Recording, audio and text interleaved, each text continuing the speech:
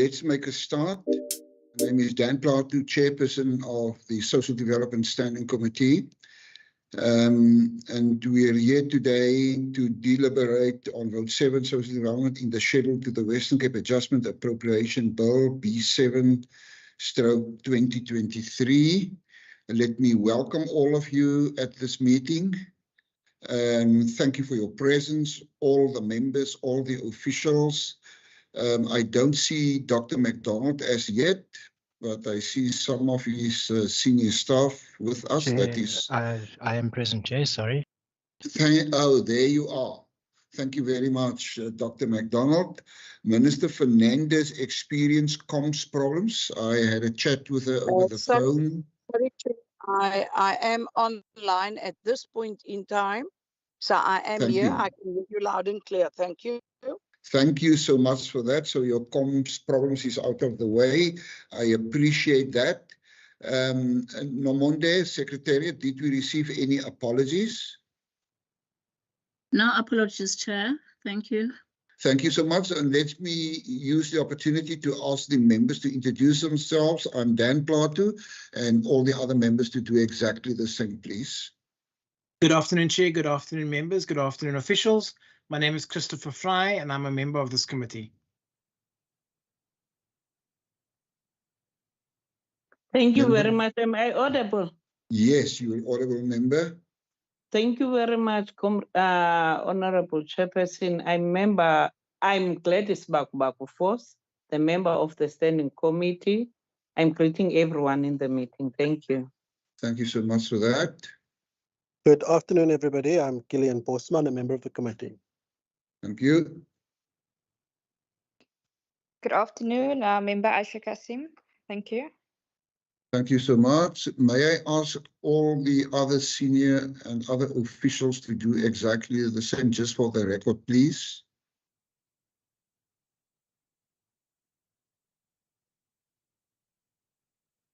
Officials, please. Good afternoon, Chairperson and members. Juan Smith, CFO for the department. Thank you. Good afternoon, all. Denver Holly, Director Finance for the department. Thank you. Good afternoon, Chair and all. Marion Johnson, Business Planning and Strategy. Thank you. Good afternoon, Leanna Goosen, Chief Director, Social Welfare and Restorative Services. Thank you so much.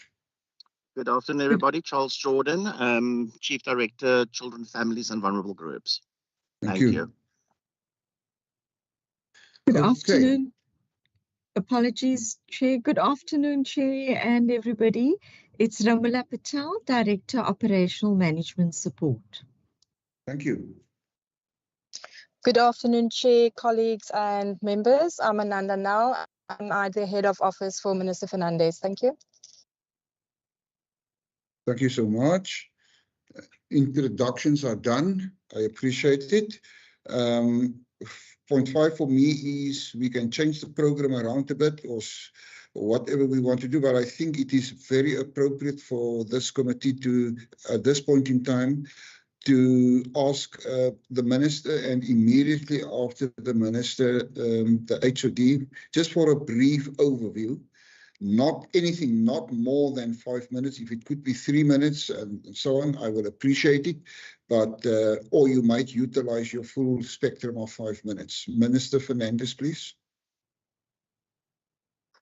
Thank you, Honourable Chairperson. Good afternoon to all honourable members, the committee staff, as well as the technical staff, and everyone on the platform, especially all the officials from Team DSD who have availed themselves for this very important deliberations. Chairperson, it would be remiss of me not to mention the Finance Minister's presentation earlier in the week, which paints a rather bleak picture, not only for the province or for the department, but for all departments. We, though, thankfully have been spared or buffered. Provincial Treasury have assisted us to some degree in terms of being able to still render services However, all departments have been affected, and even though we may not be affected as severely in this year, it's in the outer years that we will experience challenges. So I would just want to say that my biggest concern at this stage is the fact that funding to all our stakeholder partners, whether it's child protection agencies, shelters, whatever it might be, will be affected.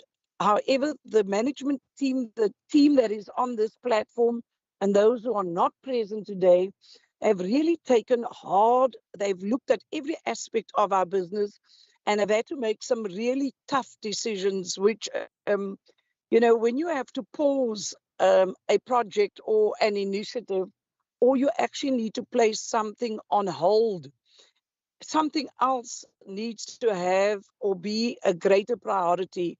And so it is about prioritizing and ranking.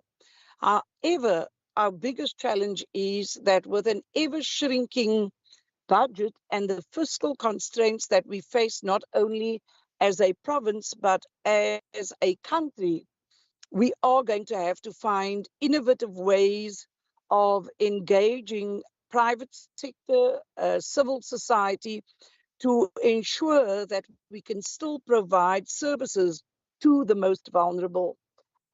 Dr. MacDonald obviously will lead the charge together with the finance team. So we want to thank you for the opportunity to present Vote 7. And as always, we welcome the robust engagement, the transparent deliberations, and we will try our best to provide responses to what is probably going to be some difficult questions around why we have made the decisions that have need to be taken. However, the decisions were not made in isolation. They were made transversely in terms of the clusters that we work in. So when we take decisions, we consider health, education, agriculture, sports, arts and culture, safety, and of course, all the other, we've got growth, we've got jobs, we've got safety, and we have dignity and well-being. And it would be remiss of me in this period of 16 days of activism for no violence against women and children to say that our shelters are also coming under increasing pressure, but we will continue to strive and provide the best that we can with the limited resources that is available to us at this stage. So, Honourable Chairperson, thank you for the opportunity. And without further ado, through you, I would like to hand over to our HOD, Dr. Robert MacDonald, who will take us through the process as earmarked in the agenda. Thank you, Chairperson, and thank you, members. We appreciate the opportunity. Thank you, Minister. Dr. MacDonald, please. Thank you very much, Chairperson, and a good afternoon to you and all of the honourable members, as well as the MEC and the departmental staff. I think we will go into the detail when we go through the actual budget document, but I think just to say from my side that I'd like to really express my appreciation to my colleagues and to the Treasury team for trying their best to mitigate the worst impacts of the cuts that came in year. It is a very unusual situation to be sitting with such a significant budget cuts during the course of a financial year, and it's quite a risky exercise because it puts contractual obligations at risk. So Treasury has really assisted us with using some of their reserves to bolster the equitable share cut that we sat with, and of course the equitable share cut is also compounded with the additional cost that we have to carry of the wage increase nationally, which was unfunded. So there's both a equitable share cut and a need to reprioritize funds internally to cover the cost of the wage agreement. And that double effect has necessitated quite a lot of work in terms of shifting money around. So Treasury allowed us to un-earmark a number of earmarked allocations so that we have more flexibility in terms of moving funds between programs and between economic classifications so that we can try to cover the shortfalls that we are sitting with.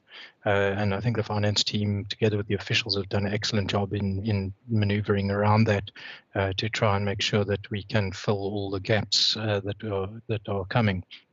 So I think the main thing is that there's about 106 million that was cut from the equitable share slice of the department's budget, which was then filled with another 106 million essentially cancelled out by Provincial Treasury from their reserves.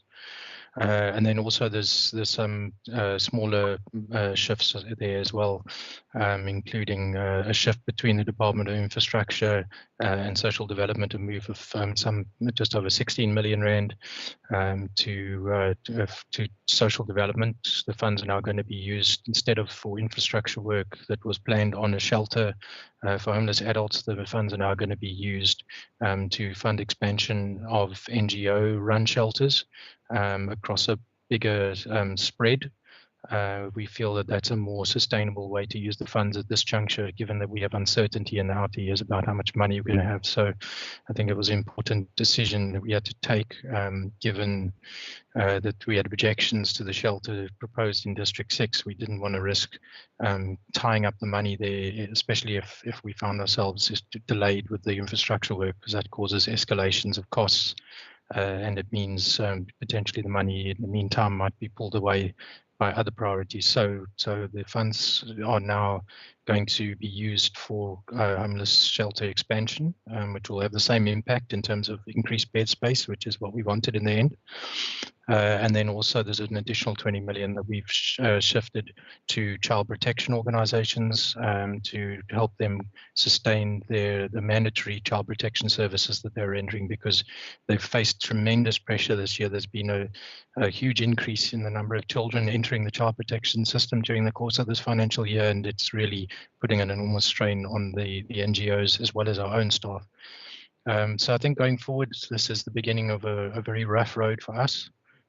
So we do want to flag that the cuts in this adjustment were able to be cushioned by Treasury, but for the coming financial year, it doesn't look like they'll be able to continue cushioning it. So there's going to be much more severe impacts as we go into the new financial year and the years after that. But I'm sure we'll get into more of the detail then when we speak to the document. Thank you very much, Chair. Thank you very much for that, HOD. Minister, to you as well.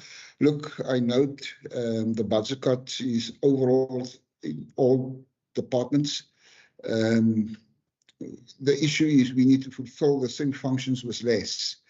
It's not a good picture, a good financial picture, not so good news. But my fear is always with any budget cuts is the impact on service delivery. One needs to bear that in mind and take cognizance to that fact.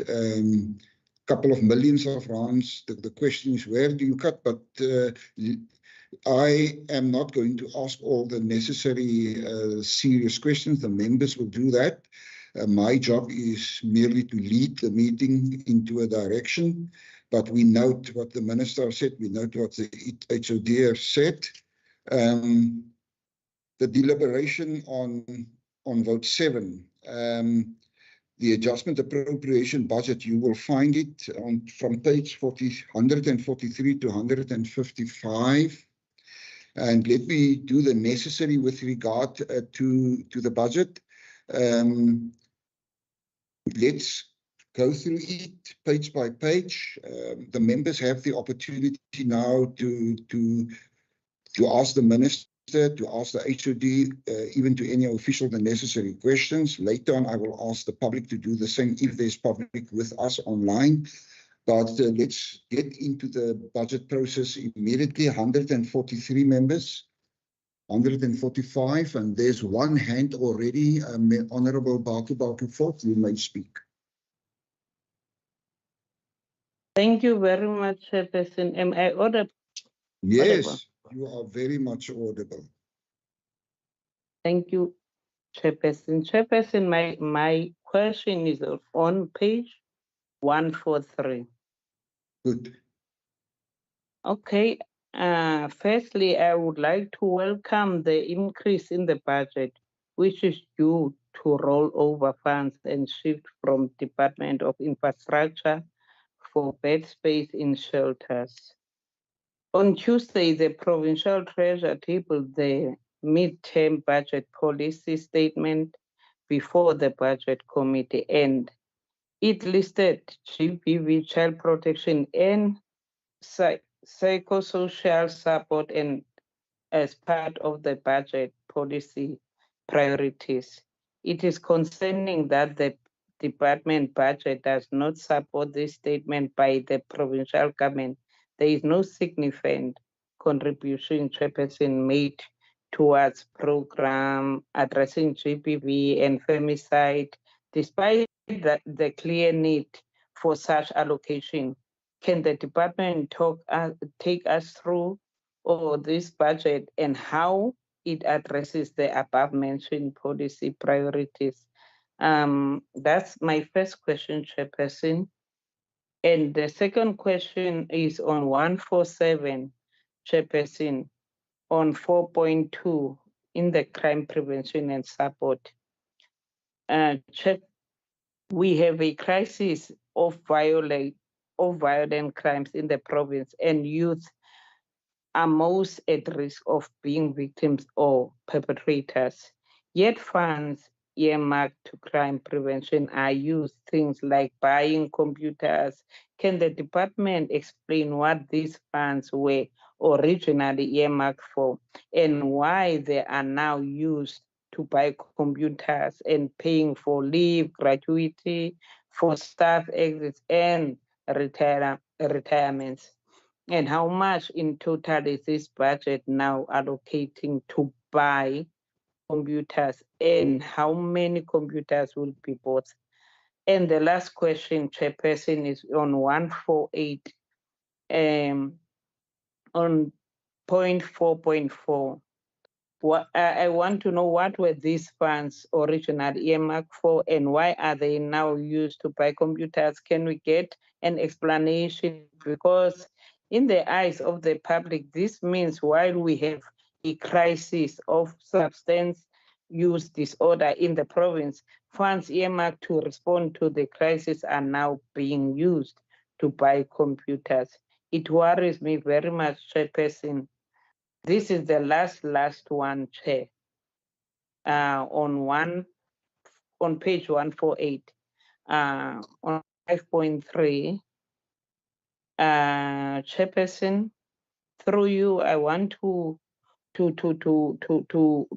ask the department, given the high poverty and rising cost of living that is affecting the poor people in our province, it is commendable that the department is making provision for food parcels, but it also an insult to the poor that only 4,000 is allocated for food parcels when hundreds of thousands have been shifted for things like TV license and computer equipment. Can the department really respond to the above question that I already mentioned? Let me pause there at the moment, Chairperson.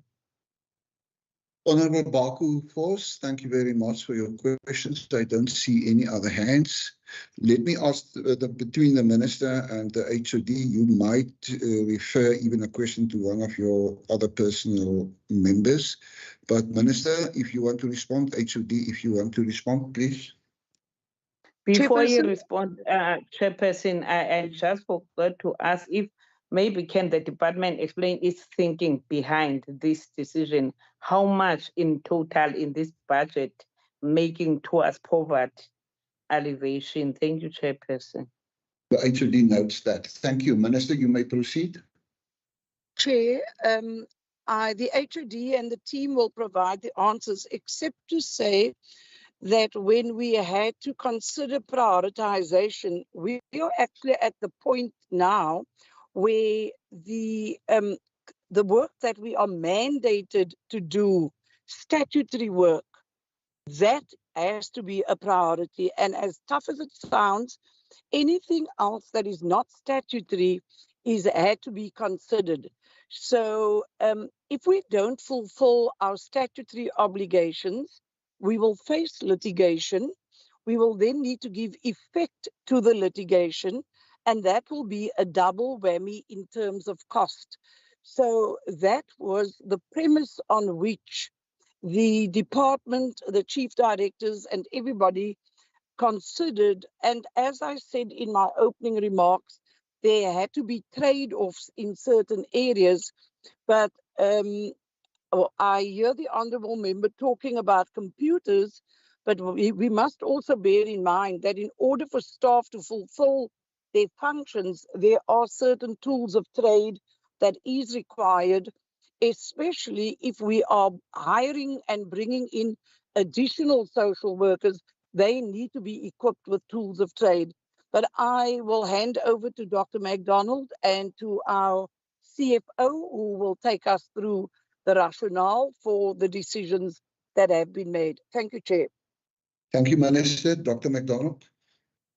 Thank you very much, Chairperson. I think Minister Fernandez has partly covered it. I think but I'll go through each question individually. So the Honourable Member asked about the budget not showing a specific increase for GBV, even though it's a priority. I think just to say that the DBV was already prioritised in our budget at the beginning of this year, and there are still additional things that we are going to be doing with that additional budget. So we didn't need to add any further money on top of what we had already got, because we are still busy rolling out the expansions and extra work that we had planned to do, including a new Tutuzela Care Centre site that we are aiming to work with health and the NPA on establishing in Stellenbosch. So the expansion is continuing. It didn't require any additional money because we did already have additional money from the beginning of the year. So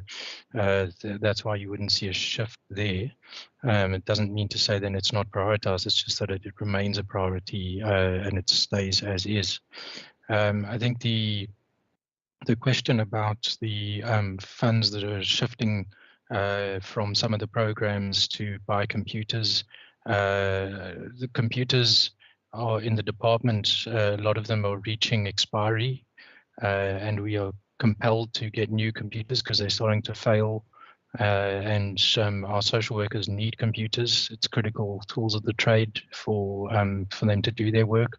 They've got to be able to access the computers to access the electronic child protection register, the foster care management system, and all of those things, as well as the probation management systems and so forth. So computers are critical to our service delivery as a department, and where we have aging machines, we need to replace them. We already past the date with many of them. We have a 5-year refresh period normally for computers, but many of them are well beyond that, and then they start having problems and they don't work anymore, and then we are sitting with staff who don't have computers, which renders them ineffective. So I think computers are critically important, but also we decided to try and buy some computers this year where we can, because then it will some of the computers we plan to buy in the new year we'll buy this year, and then it relieves some of the pressure on next year, given things are looking so bad for next year at the moment. So the idea is also to buy some a little bit earlier so that we can free up some money for service delivery next year, because otherwise we would have to buy those computers in the new year, and then we would have had less money for other things next year. So it's a bit of a trade-off to try and help us with some of the pressure that we'd really a lot worse in the new financial year. Also bearing in mind some of the funds have also been used for leave gratuities and so on. Again, that's part of the bigger package of where staff, we have to cover the expanded wage agreement, which we have no choice about implementing. Leave gratuities, of course, is where people leave the department and we have to pay out their leave balance, and that's at a higher level now because of the wage increase. Also, we've had a lot of people leaving. There's quite a high rate of exits from the department at the moment, so that's putting pressure on leave gratuity. So that's where some of the funds are going as well. Again, that's obligatory. We can't not do that. I think in terms of the question around the food parcels and the additional funds allocated, I think we allocated what we could there. I think we have continued to flag the need for funds in this area into the new year with Treasury, and we're hopeful that they'll be able to assist us to continue with that. But as with all areas, food relief is something that we have limited scope to expand at the moment, because as the Minister mentioned, we've really got to make sure we keep our mandatory services running that we are obliged in law to render, particularly child protection, the child and youth care centres and probation services, and those areas which we are forced to provide. So these are the difficult things we have to do. We would have liked to put more funds into food relief given the situation in the province, but we just don't have the ability to do that. I think the TV license, I mean, that's a mandatory thing. We can't really get away from that, unfortunately. That's just something by law we have to pay. So it's not, it's not something we've kind of chosen. It just exists as a requirement.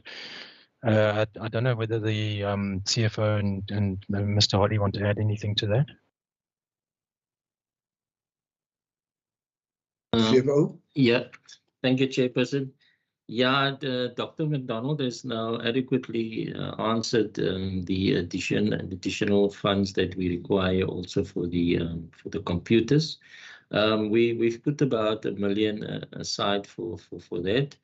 But I would also just want to indicate that if we look at the smaller amounts on those pages that the member referred to, some of those were also the allocation of these computer funds to the correct programs and sub-programs, because we also buy in bulk. So we previously bought in bulk, and then we just had to also reallocate the funding to the correct programs and the correct budget holders.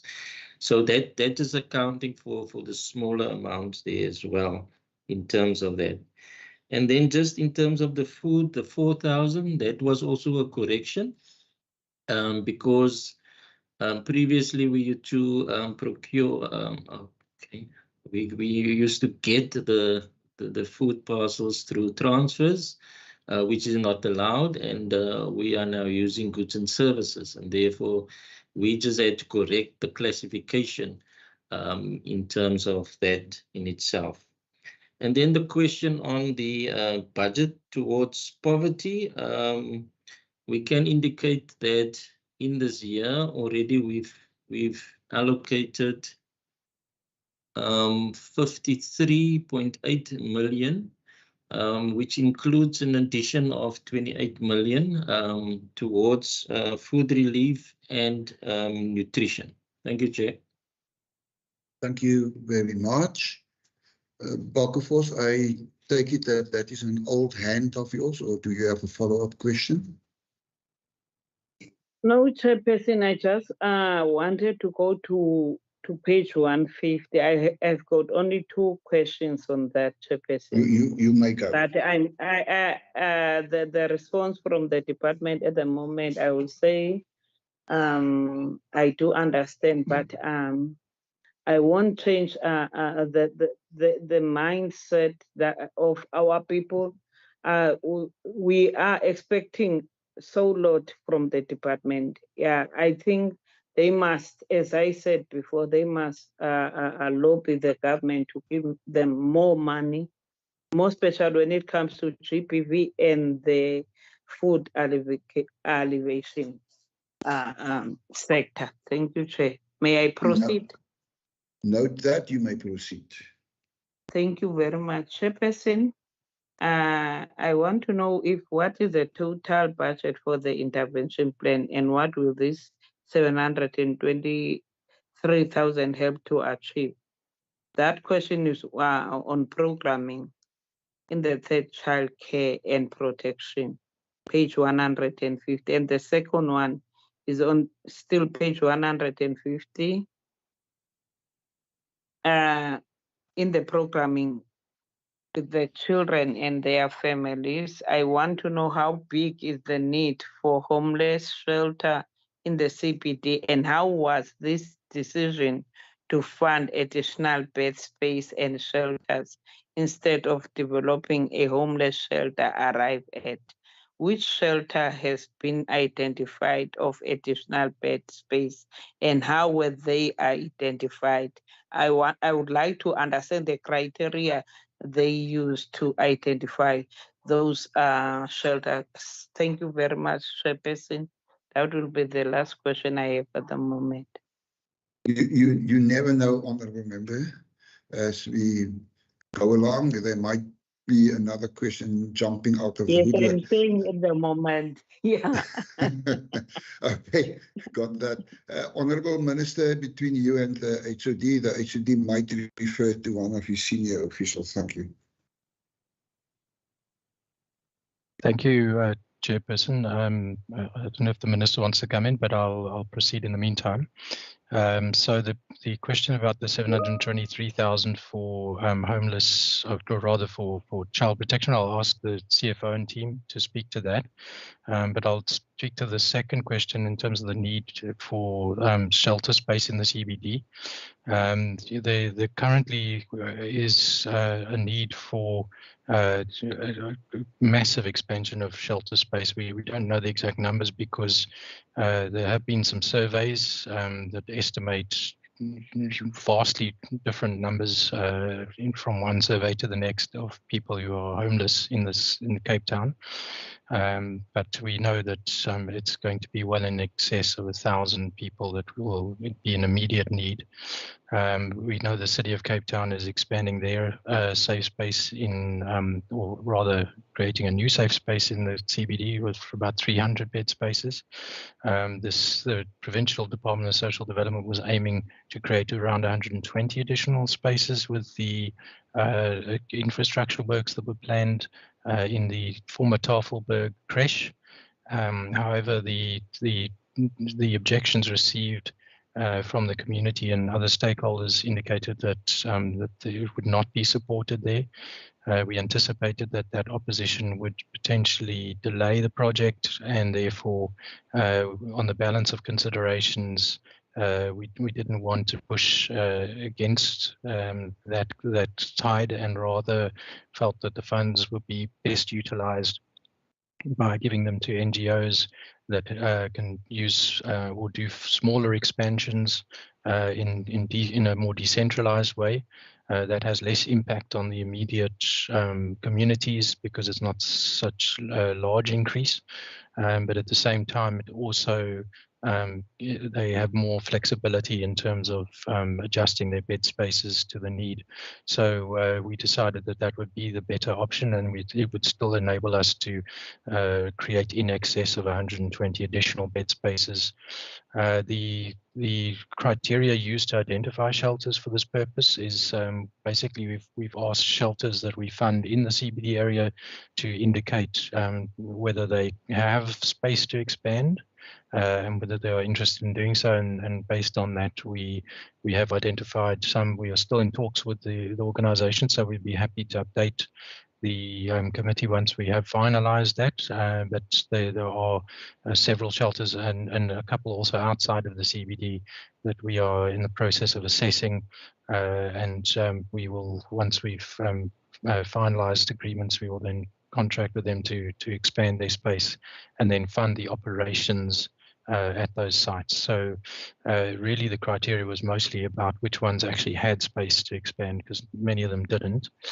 But I think that, in expansions around 20 or 30 bed spaces are what we're aiming for at a number of shelters, and then to continue funding those. It's still not going to fully meet the need, but it will alleviate some of the pressure between the City of Cape Town and the Provincial Department. We hope that that will alleviate at least some of the pressure currently on the CBD area in terms of people not having any form of shelter, particularly ahead of the winter. I think also to say that the decision was taken after a public participation process on the proposed shelter in the District 6 space, where we did receive objections and feedback from stakeholders. I think then I'll ask the CFO just to speak to the question of the 723,000 for child protection and what the shift is for in that instance. Thank you, HOD. Thank you, and through you, Chairperson. The 723,000, first of all, it is over collection of revenue in the previous year that Treasury allowed us to retain, and therefore we could then also utilize it in this adjustment budget. However, during this year already, Mr. Jordan and his team already utilized that funding.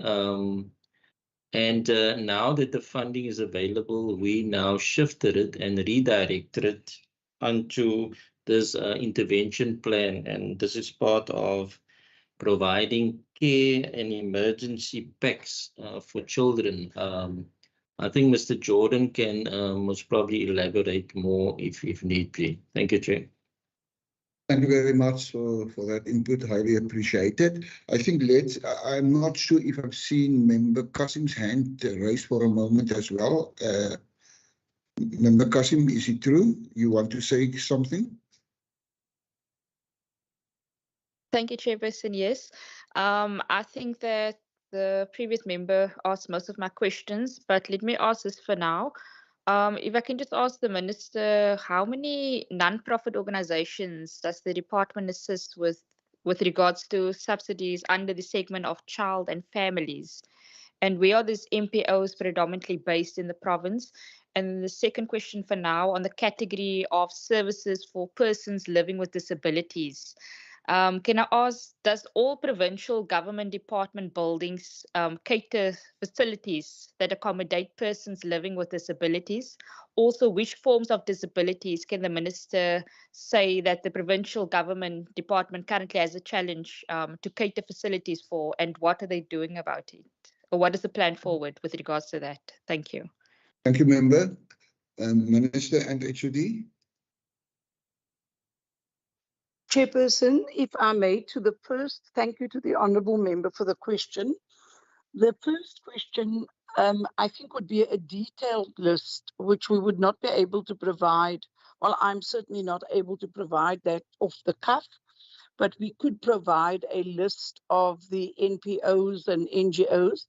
And then I think regarding government buildings, I'm going to hand that to Dr. MacDonald. And there are always challenges, but we have, I think about the disability vehicles. I think Chief Director Jordan can speak to that. But HOD, I'm going to hand the second question to you. And then if we could arrange for the committee to get the list of NGOs. Thank you. Thank you, Minister. Dr. MacDonald, if any. Thank you, Chair. Yeah, we certainly can provide a list of all the NGOs that we fund in the children and family space. Mr. Jordan might tell you off the top of his head the estimated number, but we'll provide a list to be precise. I think then also to say on the Western Cape Government provincial, the provincial government's buildings, whether they are all disability friendly.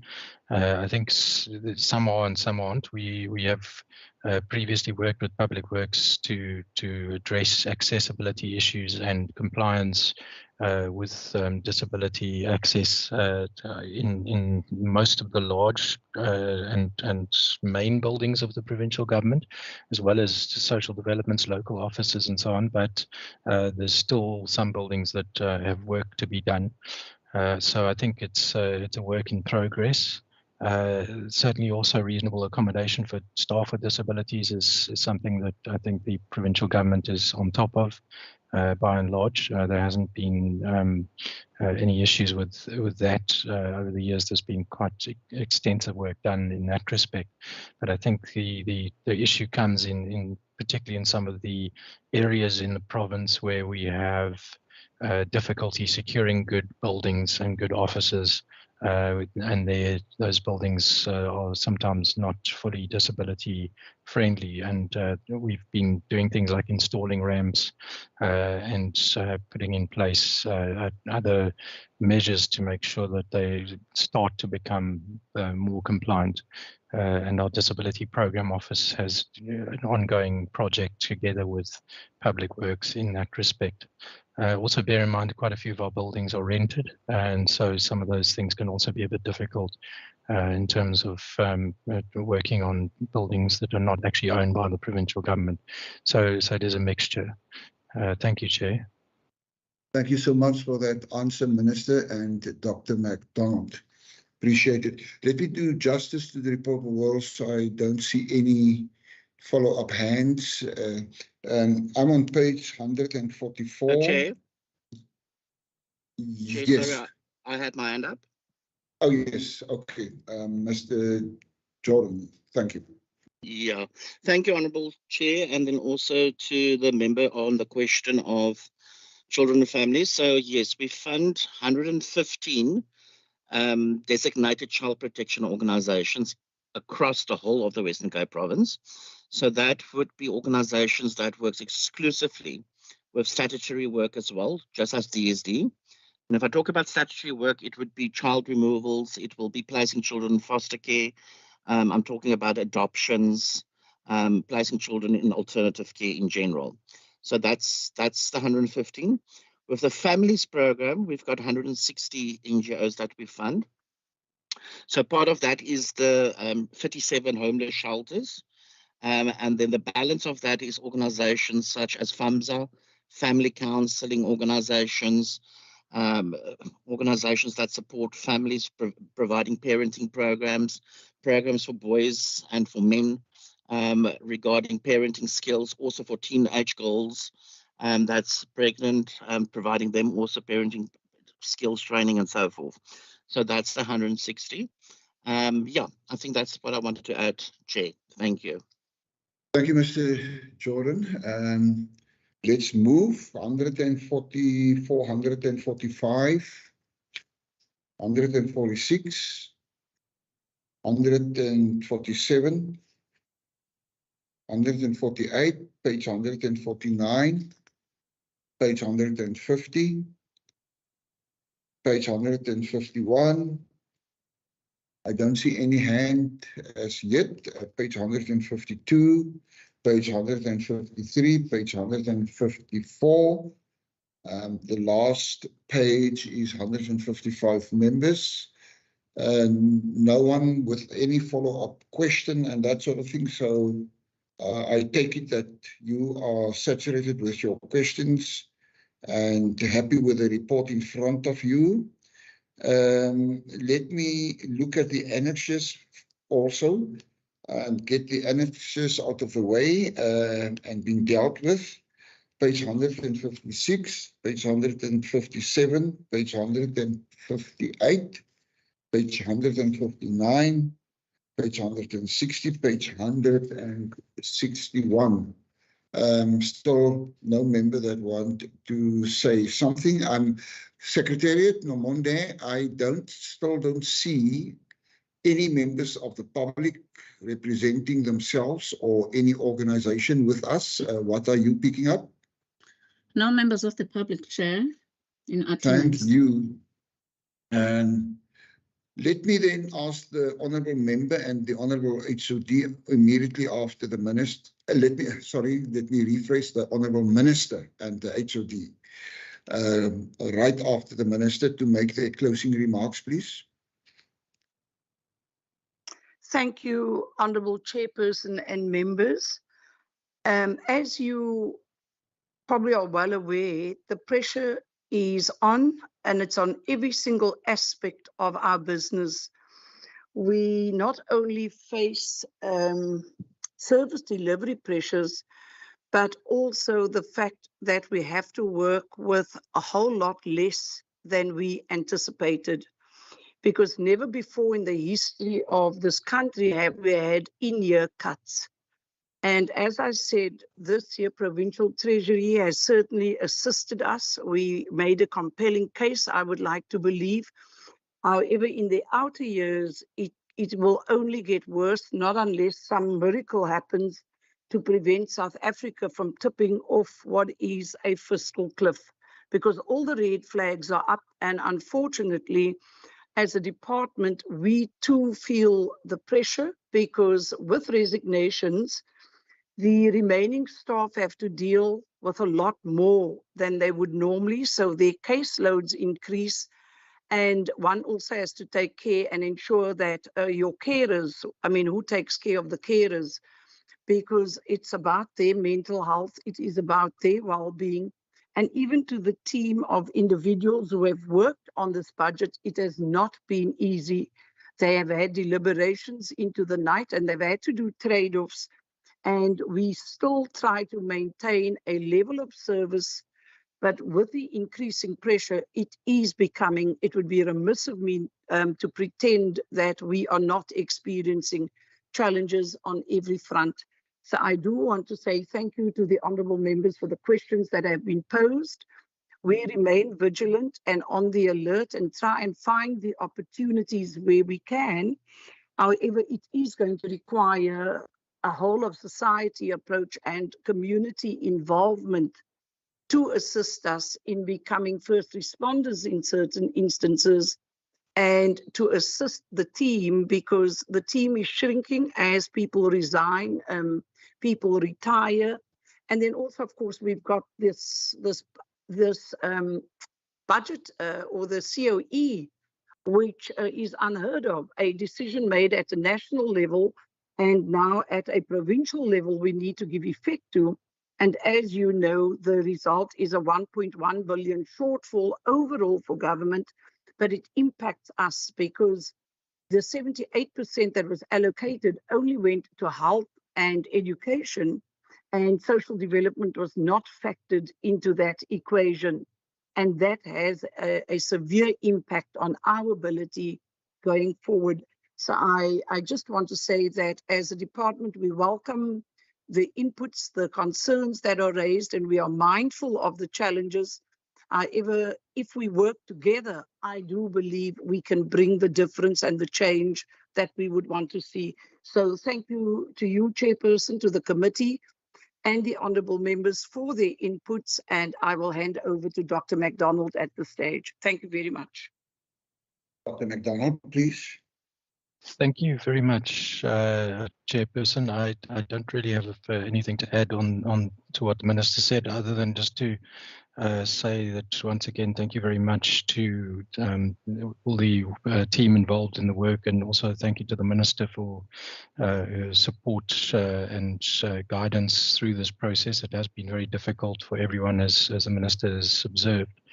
And also to say that we just want to sensitize the committee once again that, we're facing quite a nasty situation in the new financial year, judging by the current projections.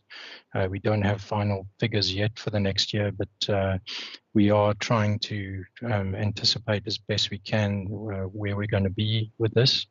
And we are extremely concerned about the impact, especially on the NGO sector, given that we may not be able to fund all of the organizations that we currently are funding. We know that that's going to have a very severe effect on the sectors that will be affected by cuts. So I think we just have to emphasize our concern about that particular issue going forward. But I think the adjustment budget, we would definitely acknowledge Treasury's concerted efforts to mitigate the worst of the risks for at least this financial year. So thank you very much, Chairperson. Yeah, thank you, Minister and HOD. Just a couple of remarks from my side, very brief. We all will agree that the expectations out in the communities is very, very high. Looking at what we and the department are doing and the expectations out there, some in the communities is of the opinion we are doing all nothing or not enough, because people want more to be done, and still a lot more needs to be done to eradicate, especially the social ills we experience. I think Minister and HOD alluded to that. very important aspect, the issue with regard to social ills overall. I'm not going to name them. There's an awful lot. You have the picture in your mind, but I need to say, in particularly poverty. Our poverty levels in South Africa is particularly high, but equally in the Western Cape and in Cape Town. But let me use the opportunity to applaud the department, to applaud the minister, to applaud the HOD and all the officials, and in particular the officials in the field, the officials on the ground, the officials that is doing the running around on a day-to-day basis to see to the children, to see to the elderly, to see to those in need. I think I want to make special reference to that, and sometimes we overlook that portion of officials for their unthankful and ungrateful function they have to fulfill, and the demands put on them by seniors as well as by communities. We need to recognize that. Sometimes under difficult circumstances, sometimes with police protection, security protections, they need to enter a house or a community and that sort of thing. And many a times the official, that category of officials is of the opinion we don't see what they are doing, but we receive the messages. The public phone us, give us beautiful messages, officials so and so and so, and that is the reason why I make special reference to that category. But overall, saying to you guys, officials, thank you. Thanks for the leadership. Thanks for your promptness and your diligence in which you fulfill your functions. We also note that very clearly. Minister Fernandez, it was a great pleasure working with you and with the HOD. I think this is the last meeting for the year, and we will see each other sometime during January. But my last comment I want to make is all of you, all officials, doesn't matter who you are, you must enjoy your festive season. And at this point in time, while I thank the minister and staff and so on, let me excuse the minister, the HOD and the officials. I give you a minute to vacate your system so that we as members can continue with the work that is still waiting for us. Thank you. Thank you, Chairperson, and goodbye. Thank you very much, Chairperson. Thank you. Thank you. Thank you. Bye. Bye. Bye-bye. Okay. Are there any resolutions, any recommendations from the adjustment appropriation budget members? Are there any comments in that regard from your side? Okay, none. I don't see any hand. The adoption and consideration of the committee report on vote 7, social development in the schedule to the Western Cape Adjustment Appropriation Bill B7/2023. Let me read the committee report. Report of the Standing Committee on Social Development on vote 7, social development in the schedule to the Western Cape Adjustment Appropriation Bill B7/2023, dated 30 November 2023, as follows. The Standing Committee on Social Development, having deliberated on the subject of vote 7, social development, the schedule to the Western Cape Adjustment Appropriation Bill B7/2023, referred to it in accordance with Standing Rule 188, reports that it supports the bill.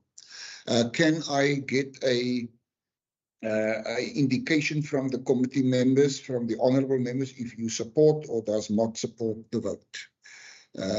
Can I get that indication? Chairperson, Bosman, please. Chairperson, I propose that we support the vote. We don't necessarily need a seconder for that, but Christopher Fry, you are the seconder, I suppose. Yes, you're right, Chair. I second that that we support the vote. Thank you so much. Honorable Baku Force, I note your hand. Thank you, Chairperson. Chairperson, the ANC wishes to note the increase in this adjustment budget for vote 7, but it fails to make allocation towards provincial policy priorities. It is on that basis that, Chairperson, I would like to register the minority view of the ANC not to support the budget in line with the Rule 90 must be noted. Thank you, Chairperson. In that note, we don't support the bill. I mean the budget. Thank you. Noted very much. Honorable Baku Force. Let me read then after I note that minority vote. Report of the Standing Committee on Social Development on vote 7, Social Development in the Schedule to the Western Cape Adjustments Appropriation Bill. B7 2023 dated 30 November 2023 as follows. The Standing Committee on Social Development, having deliberated on the subject of vote 7, social development in the schedule to the Western Cape Adjustment Appropriation Bill B7 2023, referred to it in accordance with Standing Rule 188, reports that it supports the vote. In terms of Standing Rule 90, the African National Congress expressed its minority view to not support the vote. Secretariat, I see, before I go to Namonde, I see Member Christopher Fry, please. Thank you, Chair. I move that we adopt the report as tabled. Thank you. May I ask, that is what I wanted to ask the Secretariat. Do we need a seconder for that?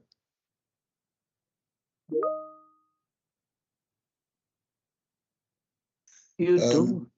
Namonde, do we need a seconder for that? In terms of our rule, Chair, there is no need for that, but members can second. Okay. Chairperson, I second that the committee supports the report. Thank you so much. Gideon Bosman is the seconder. Then I note vote against from the EFF, Honourable Member Kasim. Thank you. On that, so it is then a minority view, Secretariat. The committee supports the vote with the minority view of the ANC and economic freedom fighters. You have it. Thank you so much. Sorry, Chair, is the EFF also does not support the vote? Oh, okay. Yes. I think you must add the EFF. Okay, Chair. Thank you. Chair, can I just check? Can Yes. we add after the report has already been adopted? I'm not sure if you can add. Is it with regard to the report? You want to add something? No, I'm just I'm hearing you now saying that we need to add that the EFF is also expressing a minority view, but we've already adopted the report. So Namonde must just guide us whether we can amend the report because it's already been adopted. Yeah. Namonde? And where is Member Kasim? I did not even hear her saying that she does not support, Chair. Sorry, Chair, my hand was up for a while and I was not recognized by the time you made that remark on the adoption. Yeah, I need to confirm that. Sorry for that, Member Kasim, but her hand was up. So I've got no problem with adding the minority vote of Member Kasim to the report as well. Okay, noted, Chair. Thank you.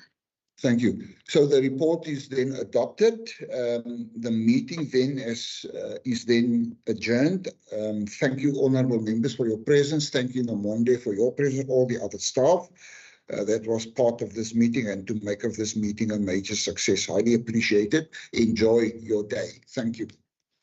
Thank you, Chairperson. Goodbye to everyone. Goodbye.